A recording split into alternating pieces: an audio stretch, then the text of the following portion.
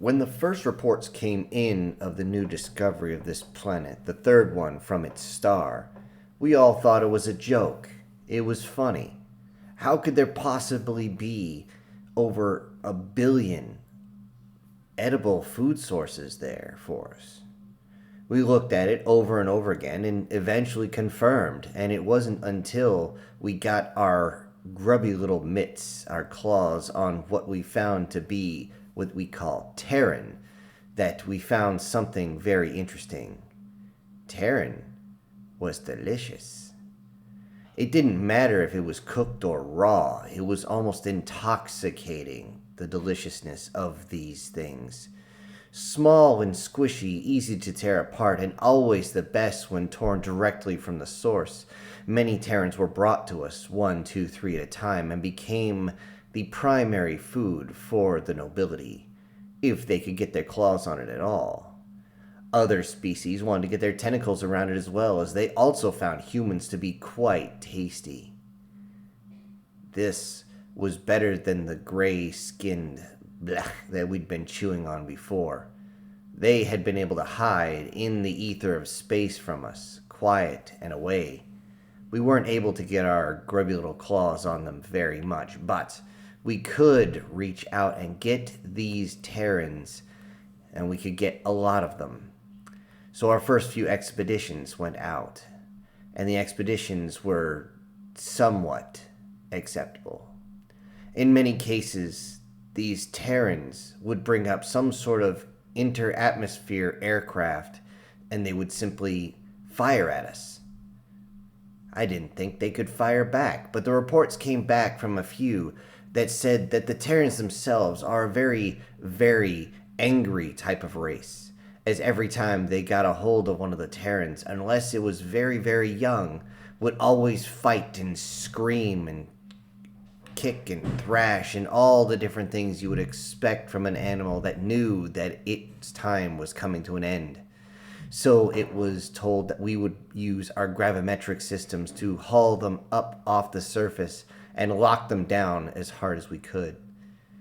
Sometimes this did not work, and many times ships that said they had Terrans on board would suddenly stop transmitting, and as we went to check, the ship itself was in pieces, usually torn apart from the inside from these small squishy beings. How can something so soft cause so much damage? We would find out as we realized that these Terrans were remarkably strong for their size, given the fact that their gravity is easily 5 times that of our own world. It stands to reason they would be at least 5 times stronger, which also it seems to be the reason why they are so small. Only a few other species are this small, although the rest are a lot easier to handle. It was not until we sent a large group to their planet to try and grab a large number of their own that we found some strong resistance.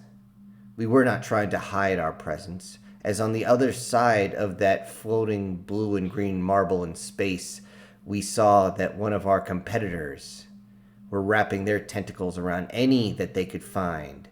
In some cases, they would find them all scurried into one area, wrapped up inside cages, simply sitting there, all dressed the same, and they would go and grab them as fast as possible, because humans quickly would panic. On our side of the planet, we realized that we were having some issues, as it seemed that their inter-atmosphere fighters were also joined by ordnance from the ground, and many of our own ships were shot down. Many fell onto their own cities. There was no hiding our presence anymore, and many of our captains decided to fire down into the planet to try and warn them to stay back, but this seemed to only infuriate them. So we simply grabbed as many as we could, and we left. Several 100,000 of the humans, alive and dead. Each would fetch a high price on the market, but we would have to come back with a much larger group than last time. Each of the humans were kept around, some for breeding purposes. However, their breeding cycle was extremely slow. Many of our own planetary rotations before they even released a single one of their own. To compensate, we would put many fertility style drugs inside the females so that they would have 4, 5, 6, 7, or even 8 different offspring. These offspring would take a long time to mature, but even one that was still wet from inside its mother fetched a very high price and was simply a snack. Yet, because it was so intoxicating, these snacks were simply bought by our nobility and the wealthiest, and they would definitely get us more and more resources. So it was decided that we would once again go back and harvest again from that third planet. And as we reached towards, we realized there was something strange about this planet. Something was off. We saw that there were ships not quite the size of ours, only about half the size, but many of them bristling with weapon systems. We scanned them real quick, but this was short-lived as they would launch several different types of ordnance in our direction. Few energy weapons, but this would change eventually. Each of the weapons we thought would be a joke, a simple firecracker on the side of our ships. Nothing to be concerned about. We didn't even bring up our point defenses. That was our first mistake. As many of their weapons slammed into the hull of our ship, those that didn't detonate pierced all the way through from bow to stern, piercing every single compartment and in many cases venting atmosphere out of 20 to 30% of the ship with a single strike. Those that exploded would hit the hull, bury themselves deep, and then explode inside a compartment, forcing even more damage to occur, many times blowing entire hallways open and sucking the occupants towards the open hole. Most of the holes left were not large enough to pull us out, and many of the crews were end up being sucked into space, locked up against the hull as their internal organs began to get sucked out into space very slowly. It was one of the worst ways to die out here, and we had to watch it happen by the dozen. With that, the human vessels began to fire frantically. It seemed like they were trying to desperately fire off every single piece of ordnance they had. We brought up our point defenses to fire back, and yes, we did deflect some of them, but not enough. Eventually, the admiral of the fleet told everyone to power up and get to the planet's surface. They wouldn't dare fire on their own planet, would they? So we would simply go down, and he screamed over the communications array, "And when you get there, feast on them!" With that, every ship powered up and charged towards the planet. As we passed its moon, it only has one, surprisingly. We saw something was on the surface, and from there several other different cannons began to fire as well. These caught us broadside as we were not expecting them. There were not many, but each one was very powerful. And as we got towards the planets, the ships themselves tried to keep distance, but we were much faster. This was like looking at a shuttlecraft with weak engines, yet they were still well armed. They dove towards their planet or trying to get on the other side whilst frantically firing weapons at us. We were able to take out at least half of them, setting them adrift and letting them fall onto their own planet as a warning to not ever try this again. And as we got close, we realized there were satellites around their planet that began to fire at us as well. We scanned them. There were no life signs. They were automated. They simply fired all sorts of different ordnance, but they fired with such an amount of fire that it was absolutely insane. Our first wave of ships was actually disintegrated and tumbled through their atmosphere, breaking apart. With that, the rest of the ships began to fire on these satellites, clearing a hole, a path down towards the surface. And as we fought through their inter-atmosphere fighters, as those fighters began to fire all sorts of ordnance at us, they were still very little difficulty for our ships to handle. Our ships, of course, were far larger. The only difficulty we had was making sure that our motors did not fail as we went down to this high gravity planet. As we finally landed, many of their machines were firing on us as well, but our point defense systems, as long as our main cannons, took short work of many of their vehicles, although their vehicles were still pounding on the side of our ships. We could hear the constant bang, bang, bang, bang on the side as each of these different types of ordnance would hit, not all of them penetrating, but it was enough, and eventually we knew they would strike a seam, and when they did, well, that entire quadrant of the ship was almost uninhabitable and unusable. We worried that they would smarten up and fire on our engine compartment, which they didn't seem to understand. We long time ago left our fusion reaction drives, which were very volatile and very easily targeted. Now with our gravimetric drives, we would simply have to worry if they were able to get themselves inside the ship and do some damage. As those who left the ship ran across, many of us running on all four limbs as we charged towards them, the humans themselves were different. They were not the same as when we left last time. Before, they did hold their little pieces of metal and fired, which did sting a bit, but they didn't stop us. This time, as we ran up towards them, we saw that they had covered themselves in some sort of ceramic or metal plating we didn't understand. But we realized that just made it more interesting. The hunt would continue, and they would be crunchy on the outside and soft and squishy on the inside. And as we ran up and clapped our jaws around, only a few portions of their armor would give way to our fangs as they sunk in. On the other side of the planet, we were wondering if the tentacled ones were having any difficulty dealing with these suits. And as I still remember holding one up, reaching over to grab a hold of its lower appendages, I was going to rip it in half. This thing reached up and touched something on its waistline, and suddenly I received a shock so strong that my jaw, my tongue, and almost the rest of my face went numb after the pain, the insane pain of the electric shock went through. I yiped and yipped, holding my face as I rolled on the ground. This thing simply walked over and kicked me as hard as it could, which was surprisingly hard.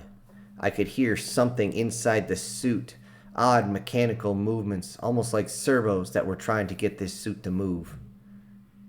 I looked over, and another one of my comrades were holding their face, but unlike me, they were unlucky. The human that had shocked them had grabbed its weapon, shoved it into his mouth, and began to fire. It took a few rounds, but eventually I could see as blood shot out the back of her head. She simply went limp. I, in rage, screamed to the heavens as hard as I could, realizing that this one had taken down one of my females. But as I ran over, getting ready to pounce on that human, something struck me and sent me flying. The human had something on its shoulder, something larger. It was about the size of one of our rifles, and it was firing at us. This explosive had torn open my side. I knew there was nothing I could do for anyone else, and if I did not get to the medical facilities, I would bleed out very quickly. Crawling myself back, I realized I was having trouble breathing, but it wasn't because of the injury. No, it was because the high gravity made my body feel like it was made out of entire blocks of uranium. It was insanely heavy, and I was breathing extremely hard, trying desperately to get air inside my lungs as I could feel other things striking at me. The same sting I remember from the first time, but these ones seemed to bury themselves deep into my hide. I was able to crawl back in with several others as they began to fire back out. We tried like hell to take down as many humans and drag them inside as possible, but a few of them would simply just grab something from them, something very small about the size of their hands, and they would reach up with another hand and pull something off of it, and then they would laugh. We all know this human laugh, as it reached a fever pitch, as we dragged it inside. And for many, that was the last thing they ever heard. As we would see on the video, as it would drop this device, another piece of metal would pop off loose, and the human would laugh for the last few seconds of its existence, as suddenly the entire room exploded with a force that we would not anticipate. It was more than just concussive force, too. These things were filled with some sort of incendiary as well that burned right through the bulkhead. It was insane. The order was given to leave the humans behind, and we all staggered back. I looked as I saw many of my brethren coming back, missing parts from themselves, many of them their jaw almost completely gone, as the humans made it a point to rip at the jaw and the neck. I saw another male holding its neck on both sides as it tried to stagger up into the ship again, and it simply dropped. We looked over, we tried to drag it inside, but it didn't matter. I didn't have the strength to help pull anyway. But as others reached down for the one who was clearly dead to drag his body inside, they were struck with even harder weapons. Apparently, this was not the full extent. We looked at horror at the other ship parked next to us as a group of humans had actually charged inside their vessel. Behind them were several mechanical beasts about our size that would fire some sort of gun into them.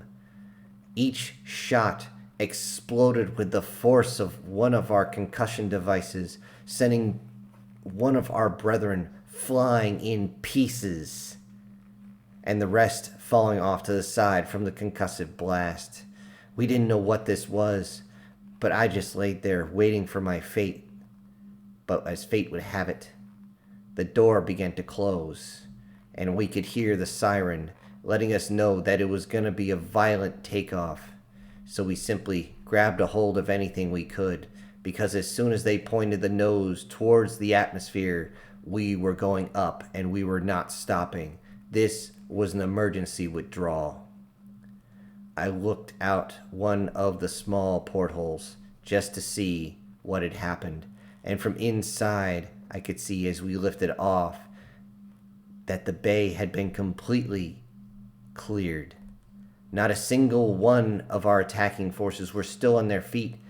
That mechanical beast had gone inside. We saw the humans move off to the side just as it fired into the hallway, obviously breaking down one of the doors, and without hesitation, the humans all ran towards the door itself, and that was the last I saw as my ship turned towards the sky, and I was rocked towards the aft section of the ship.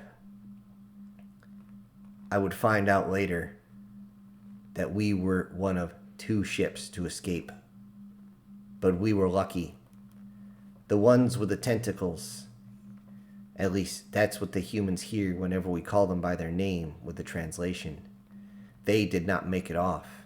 In fact, they suffered even worse, as even as they were still alive, as they were shocked, their bodies would smoke and burn.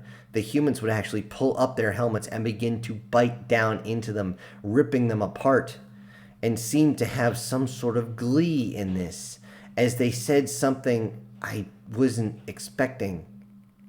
"They taste like octopus." We then realized something. The humans, there was a theory that they were not completely vegetarian anymore. We did know that they had some small canines, but we believed that their carnivorous days were behind them. Apparently, this was not true. Now we realize that even though we may find them tasty, but they find us tasty as well. And that, along with their sheer veracity in numbers to come at us with sheer abandonment and their ability to adapt to us, to make it impossible for us to bite through their suits, to get at that one truly delicious taste, that euphoric, wonderful flavor. Even though the compulsion to go down and take another human just for that taste one last time, it would never come to be, as the next invasion was only 3 of their human days behind us. They aimed for another section of the planet, another section that we didn't think would be much of a problem, as was so far north that humans should be not easily found. But the human once again were able to pin down the ships and take over the crew. These ones were an aquatic species with several legs and actually had claws. So this, we thought for a moment, might have the ability to break through their suits. It was just a thought that if they could, we would find a way to beat the humans and go back to enjoying them. But as we watched from several orbits away, we hacked into their video feed and we saw that not only were the humans ready, but the humans actually tore into them, grabbing them by their carapace and ripping them apart at the joints. The attackers screamed in pain, but it didn't matter. The humans again laughed, that maniacal, horrible laugh, and they began to rip all of them to pieces. And since it was a small invasion group, they were completely outmatched, outnumbered, and swarmed so fast that they could not lift off. And now the humans had 3 different species of ships on their planets, and we did not have anything close by strong enough to go in and retrieve our vessels. But that was not the scary part. The scary part is what happened after. The humans would fly in tubs full of water, and they would fill these tubs of water with several parts of the aliens that they just taken. We watched as they boiled them. They boiled the parts right there, some of them still alive, boiled them right there. These were our allies, but there was nothing we could do about it. They were simply cooked. And we could see the delight on the humans' faces as they would simply use a small piece of metal to crack open the carapace, pull out its musculature, dip it in a strange yellow liquid, and then enjoy. Enjoy with quite a lot of fervor, might I add. I guess the humans also realized that something can be crunchy on the outside, but tasty and squishy on the inside.